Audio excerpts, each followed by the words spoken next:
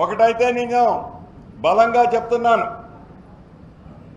2014, 2018లో మీకు ఒక్కొక్క అసెంబ్లీ సీట్లు వచ్చాయి.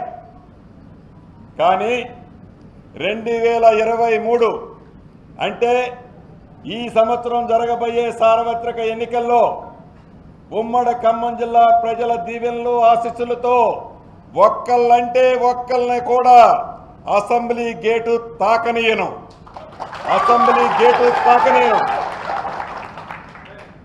ప్రజల దీవెనలు ఉన్నప్పుడు, ప్రజల ఆశీస్సులు ఉన్నప్పుడు, ప్రజలు ఫలానా వ్యక్తి కావాలి అన్నప్పుడు ప్రజలకి ప్రేమ అభిమానం ఏ వ్యక్తి అయితే పంచుతాడో,